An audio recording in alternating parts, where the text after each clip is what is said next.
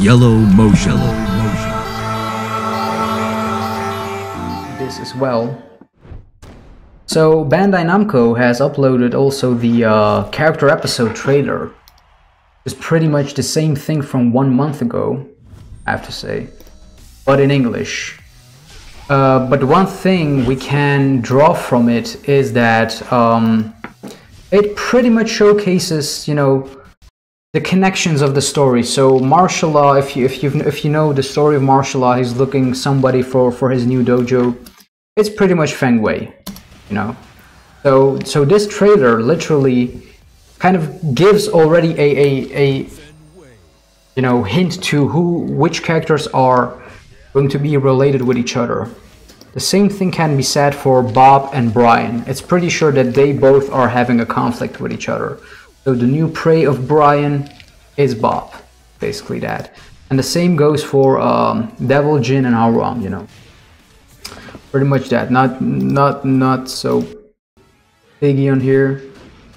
Yeah, the thing with, and also the thing with Katarina and Gigas, I kind of do believe now that Gigas might be Katarina's father. Yeah. Yeah, it's pretty much the same thing. Let's go through the. I'm gonna pump up the. Let's see. I'm gonna put up the Gamespot video for a minute. So oh, wrong video. Hold on.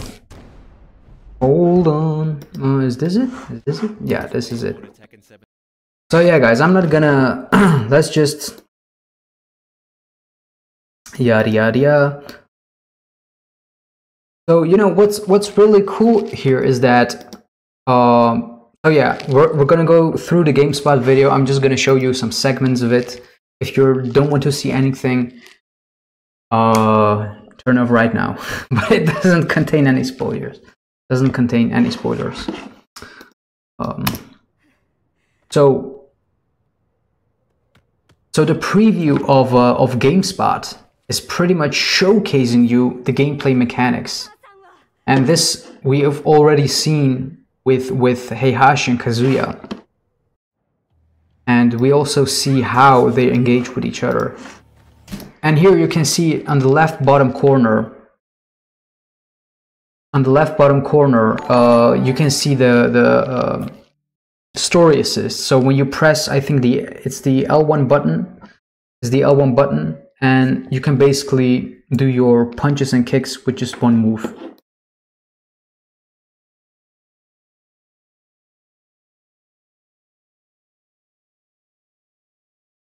Yeah, but that's fine.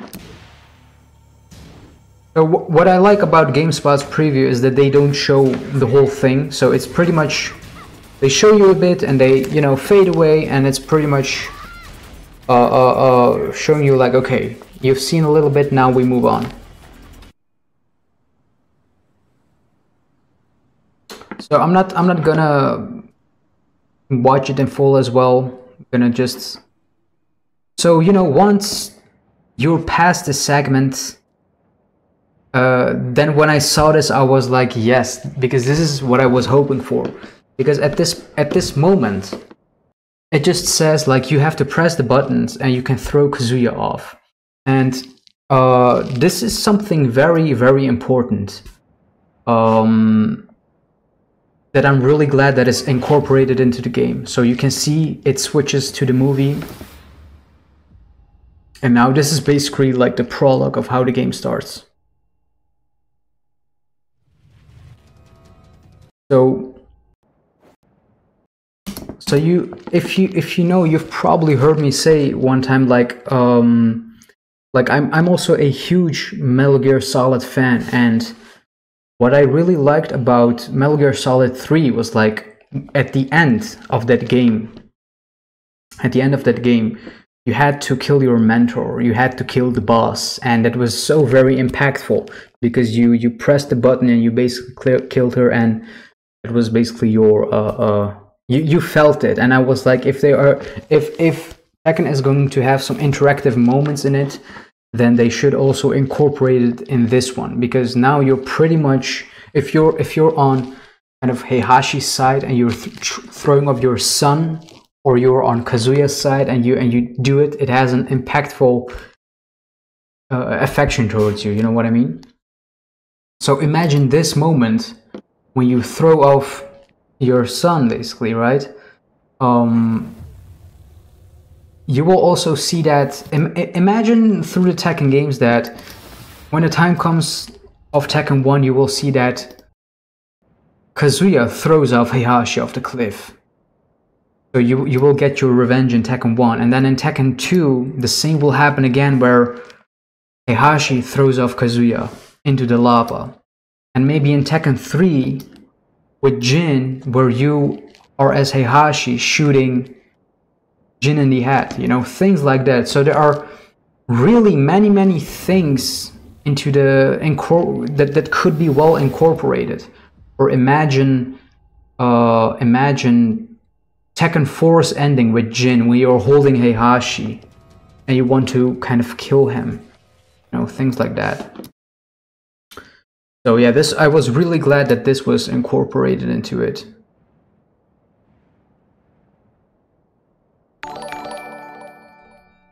Okay. So this part right here is basically how Heihachi is taking back the Zaibatsu, because this is, you know, after Tekken 6, Jin is lost, and we already knew from the story that Heihachi is going to take back the Zaibatsu, and this is basically, you know the movie The Raid. This is basically Heihachi's version of how he takes over the Zaibatsu, and we're not gonna watch the full thing, but you can see how it is incorporated with the cinematics, and then switching over to live gameplay, because as you can see here, you're right back into the game and you start to beat up the soldiers. Again, with the story assist, you can do your God Fists.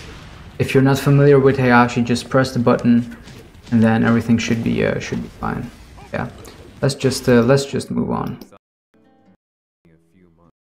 Yeah, this this is one of the moments where I was looking forward to, because they're kind of, because you as the narrator, when he finds out something, he's gonna retell it, or we're gonna see some events, and this is the thing I was really looking forward to. As you can see here how it is incorporated, we just see the Tekken 5 ending,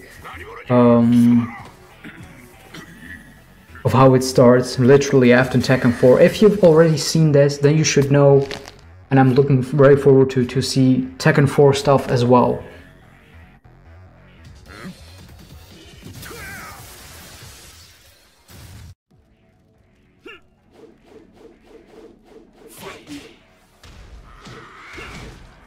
So you can see how they basically switch from the cinematic onto Kazuya. What was pretty much funny is that where is the rest? Where is Heihachi in this place? Because it's pretty much Kazuya solo, you know. Kazuya solo, but where is Heihachi? I was kind of bummed out to don't see that, but I was like, well, it's better than nothing. And the Jackson here, I mean, it's it's just a reskin. I mean, it's not the greatest Jack 4 as far as in-game model. It's just a, you know,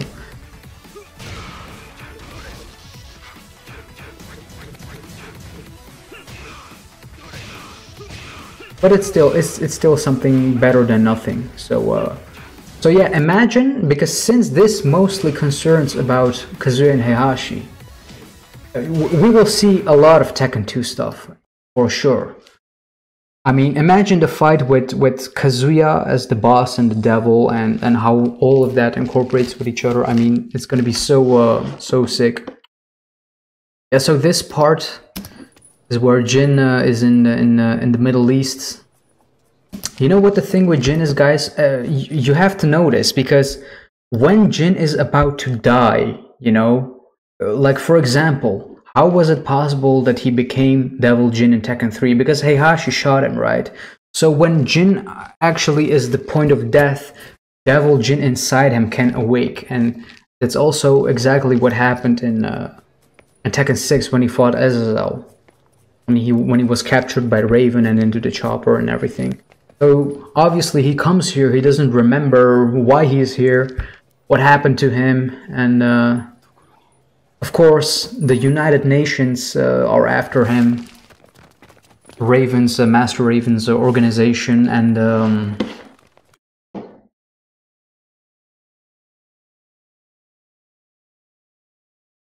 then Lars comes here and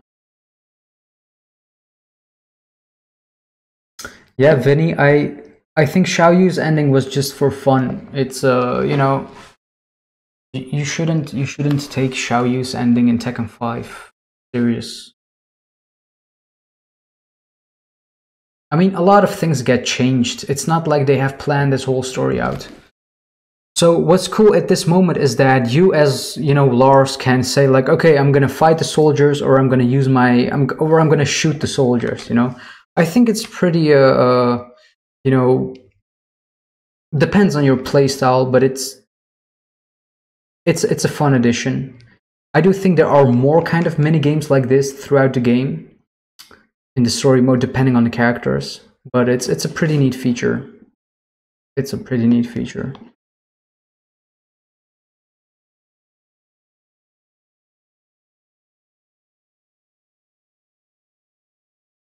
So yeah, guys, and after that,